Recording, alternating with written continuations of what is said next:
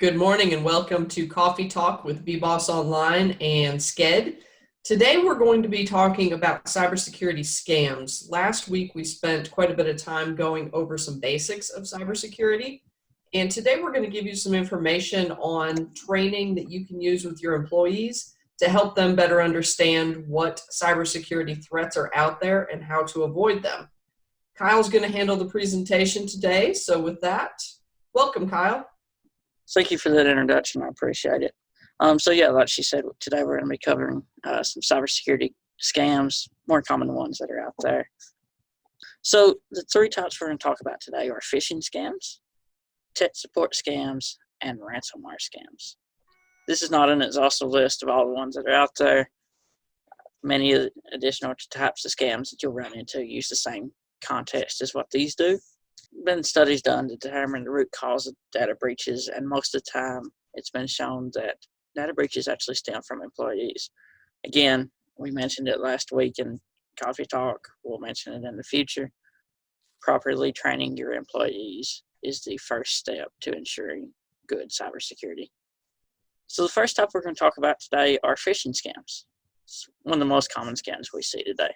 According to dictionary.com, phishing is the act of trying to obtain financial or other confidential information from internet users, typically by sending an email that looks as if it is from a legitimate organization.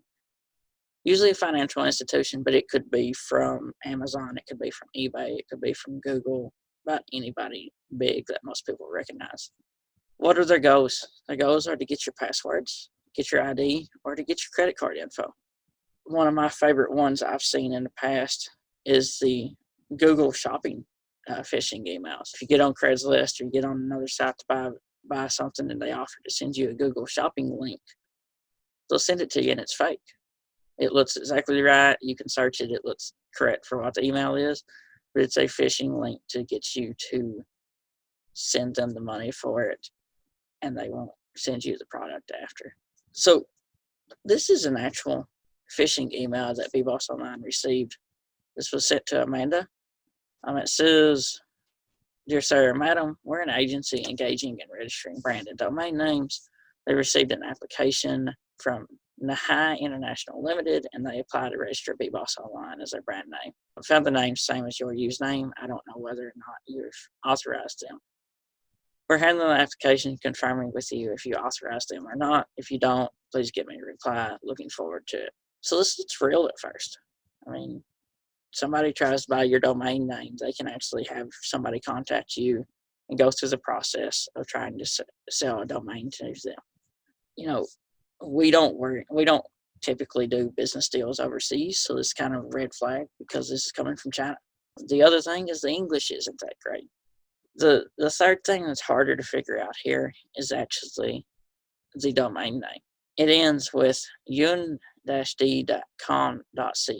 but if you look at the main bottom of the email and the signature, you'll see the website is yun-d just .cn.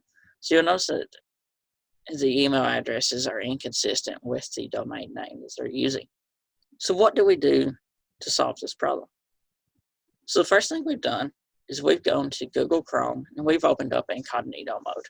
So what is Incognito Mode? Incognito Mode is a way to justify that nothing you do is tracked via Google Chrome.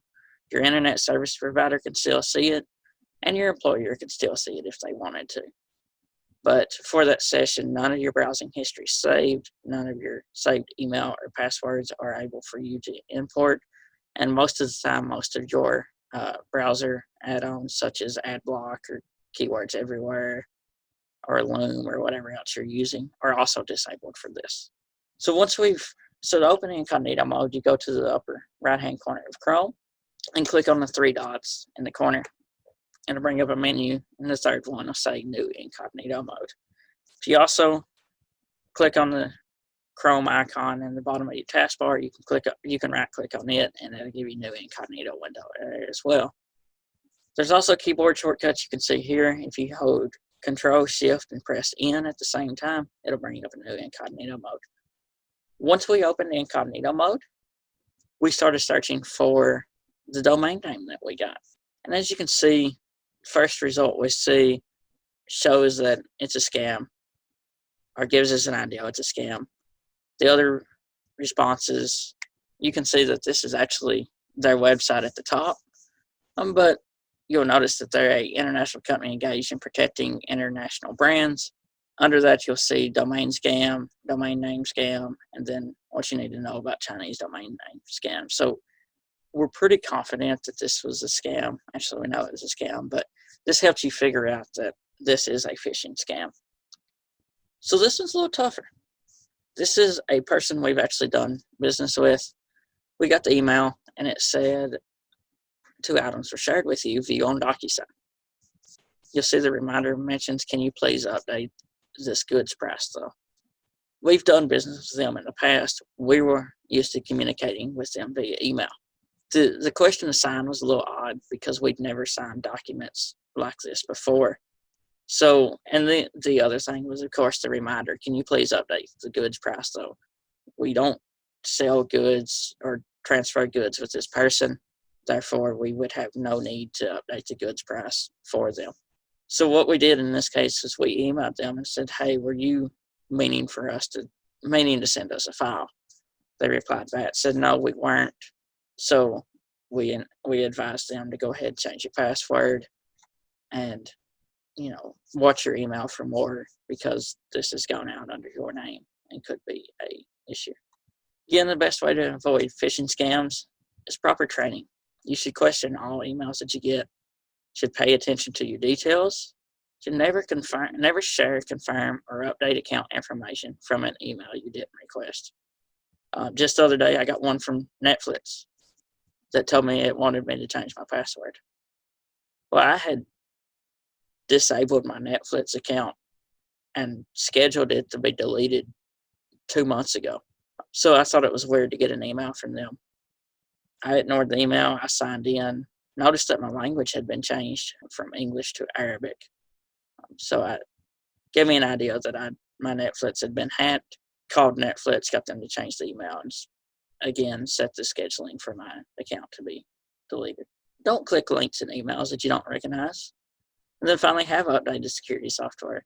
We talked about this last week. It's just important. Security software is cheap, easy to use, and will save you if you have any issues in the future. So what happens if you clicked on a link that was a scam? What do you do now? So the first thing you need to do is disconnect. Why do you need to disconnect? Most of these rely on the internet to process what they're doing. If you click on it, you get to the website and you recognize that was a scam, disconnect from the internet. They won't be able to process the items they need to. Then you need to back it up. Back up your computer before it takes over. Another good thing to do is if you clicked on one and you worried and installed something, run a security software. Use Malwarebytes, use AVG, Avast, Norton, McAfee, whatever you use, and run a scan. Most times it'll find it. Then finally, if you shared sensitive info, go to identitytheft.gov and report it. Also report your phishing scams to spam@uce.gov. This gives an idea to the government and the rest of the nation of what the spam looks like and makes it harder for them to act on it in the future. One of my favorite ones, as far as scam-wise, has got to be tech support scams. You've either gotten a phone call that says your Windows has a virus, or you've got a pop-up on your computer that says, warning, system may have detected viruses on your computer. For help removing them, call this number. This is an actual scam that has been done before. You'll see it also shows your IP address and then what day it was generated on. It gives you a more accurate, it makes you feel more like this is a real scam. You can look up your IP address for free. All they do is just cue what IP address you're using, access the website, and show it to you. So they are to trick you. They can happen on cell phones, tablets, and computers, or they can even call your landline house phone. Their whole goal is to get you on the phone, remotely connect to your computer, and then find fake problems. Once they've found fake problems, they'll either demand payment or they'll leave malware behind to spy on you, and that'll cause more problems or steal your info in the future. These are tougher to do, but again, they rely on being connected to your computer. So the first thing you should do is disconnect your computer. If they're in the middle of it and you realize this person is going into, my Windows settings or my Chrome and downloading files from me, and I told them not to, or I don't know them and I don't trust them, unhook your computer from the internet, or simply press the power button and hold it till it shuts off. That will stop their call with you. Well, that won't stop the call, but that'll stop their access to your computer. And then restore your computer if they installed anything, or like on the phishing scams, run a security scan and let it find what they installed. Also, staff training is key. You should train your staff to recognize that unless they get a call from whoever your IT person is, or they get a call from a company you work with, be leery of getting on the phone and allowing people to connect to your computer. Always be leery of pop-ups. Most of the time, they're not worth anything. I recommend, or I personally use, AdBlock or uBlock Origin will take care of most of these. If you're doing that, just be sure that you set your AdBlock to be a little more relaxed. That way it lets websites and businesses like us and like our clients still have their ads show up. Then never allow someone to connect to your device unless you trust them and you started the call. Again, I mentioned it earlier, but the first thing you do is unplug your computer and turn off your Wi-Fi. If you had passwords or credit card info or anything like that saved on your computer, notify financial institutions. They'll put a fraud alert on your account. We'll monitor it for you.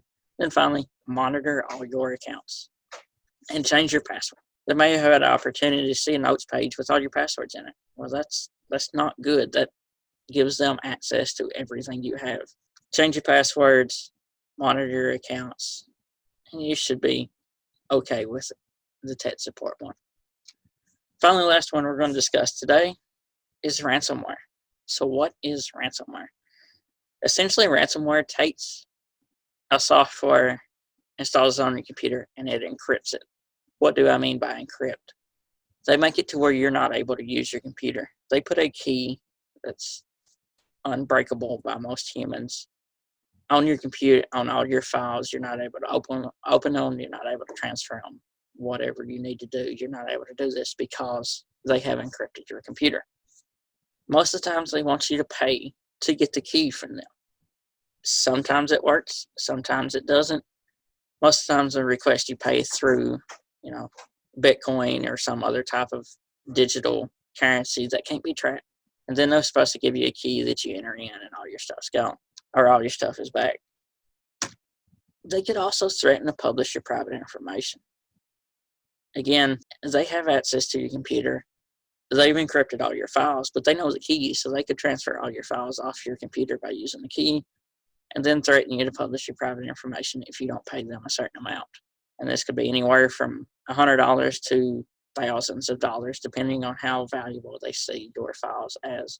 For example, we'll talk about it here in just a minute, but there's a Texas. There were 20-some cities in the state of Texas. They got hit with ransomware, and they all locked their systems down, and it shut down access to DMV, to the clerk's office. It shut down everything they needed to continue functioning. Their only option was to either back up their systems or restore their systems and hope it doesn't come back, or to pay the ransom. So there's three types. There's scareware, which is a fake program that pretends to find issues, a screen lock or a browser lock, and then finally a data encryptor. By far, the data encryptor is the worst. The screen lock's close, but there are ways to get around it. If they actually encrypt your data, most of the time you are stuck until you pay the ransom, or you just restore your computer from a backup you'd had in the past. So how does it happen? Scam emails make up most ransomware attacks. They contain links and attachments that put your data and network at risk. And these are the same emails we discussed in the phishing section. And also pick up ransomware from infected websites, online ads, and they'll also find useful tools online. So one of the favorite ones I've seen that isn't ransomware, but it's also not useful at all, is a tool called Driver Easy. It sounds great. It's supposed to update all the drivers on your computer for you. Honestly, if you use the stuff that comes with your computer, so if you have a Dell and you use Support Assist, or if you have a Lenovo and you use Lenovo Vantage, and then just Windows Update, it will take care of most issues for you. And you shouldn't have to install a tool like Driver Easy to take care of it. So according to the Parliament Institute study beginning in 2013, 46% of ransomware cases start with a phishing email. 36% are the results of an employee error. The average ransom demanded is $2,500, but it can go into the millions. Again, the more vital your information is, the more it will cost you to get it back. So who's at risk? Honestly, everybody. The main ones they work on, though, are companies with employees and customers, which is the majority of the U.S., majority of the world. Legacy system users. Windows 7 is out of support now. That means Windows does not issue updates for it regularly anymore. It's hit deprecated end of life and will not be updated unless there's a very important security error that they face in the future. Also, outdated equipment. Microsoft Server 2012. That program's 8 years old at this point. They released a server update at least every 4 years that you should plan to update on. The others, there was no backup plan. So if you don't back up your data and you get ransomware, well, there's not a way for you to simply go in and restore your computer or to just go buy new equipment, restore everything you had up until the day before or whatever, and just start over. If you have no backup plan, you're almost forced to pay the ransom or you're not going to get your information back. There's no cybersecurity strategy. If you don't know what to do in the case of a cybersecurity attack, then you're not going to know how to start on ransomware, and more likely those are the people that are going to pay. Your ideal targets, though, hospitals. They contain vital information. I believe Amanda knows more than me, but your medical records are one of the most important things, expensive things that they can resell. If you want to go ahead and chime in, you can. Yeah, you're 100% right. Medical records have all of your vital information in them, and due to HIPAA laws, hospitals are strictly regulated on how they keep their information. So it really does cause a lot of damage when ransomware goes after hospitals, and they spend a lot of money to prevent it. Absolutely. And so there was one back home where I'm from that actually got hit a couple of years ago, and it shut down their entire computer system for like 2 weeks. And they were manually entering charts by hand and everything. Also cities. Again, I mentioned 22 towns in Texas. They were all frozen by a ransomware attack. It shut down the police department, the court system, the water department, other utilities. They're bad for everybody. While hospitals and local governments have been targeted heavily in the past, they're starting to focus more on small businesses. One of our clients to talk about a dentist office that he went to. He was a one-man shop, made good living doing it, and he got hit with ransomware. He lost all his files to his patients, and then he was also ordered to pay a fine, and it about bankrupted him from having to pay the fine that he was ordered to pay due to the loss of critical medical records. If you're more interested, there are sites like malwarebytes.com, their blog, discuss how to protect your business from ransomware. Great resources out there. Then finally, if you want to, you can contact us. So you can contact Amanda at amanda@skegcorp.com or her phone number here, or you can contact me at kyle@skegcorp.com or my phone number here. With that said, does anybody have any questions? Keith, do you have any questions? No, I mean, I would say it sounds good. It doesn't sound good, but it sounds helpful. Right. Yeah, and any kind of computer virus, ransomware, things like that, it's never a good thing. But I think I've encountered most of those and avoided most of those. That's the trick is making sure that you're able to recognize them, and that's really the main reason we put this module together, was so that when people have new employees and things, they can go through this and look at it and make sure their employees understand what ransomware looks like. We routinely get emails that look like they're coming from our executive director that ask us to do things like go purchase iTunes gift cards and just random stuff. And I mean, we know good and well he doesn't want us to go purchase iTunes gift cards for him. But, we're a small organization, so, during non-COVID-19, we can just holler down the hall and ask. But, you know, for a larger corporation, it can really be easy to slip these things through. Yes, and if it just happens to be a thing that you do, then yes.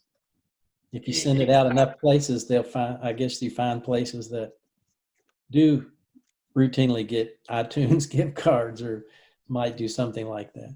I mean, we've had that happen here. I mean, they didn't actually go buy it, but we've had a staff member here respond and be like, why does he want us to go buy iTunes gift cards? Quick responded, that's a scam. Don't worry about it. So it's easy to fall into. A couple of years ago, I got one from a former professor that said, I want you to do a favor for me.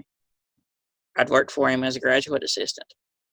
So I was used to getting emails from him. It'd been a while, but I was used to getting them. And it was the same thing. He wanted me to go buy iTunes gift cards for him. And I was like, sorry, I'm not doing that. So, So the big thing with this is just education and making sure that you're questioning things and not just responding, trying to get something done quickly. That's the main key takeaway from this whole module, is just pay attention to the details, look at things that could be off, and question everything. With that, if we don't have any more questions, we'll go ahead and wrap up. But Keith, I certainly appreciate you joining us, and we will get this posted to the website with the other ones, so they'll be there for reference. Thank you. Thank you. Kyle, good job. I really appreciate you taking over today. thank you. Hope you've enjoyed.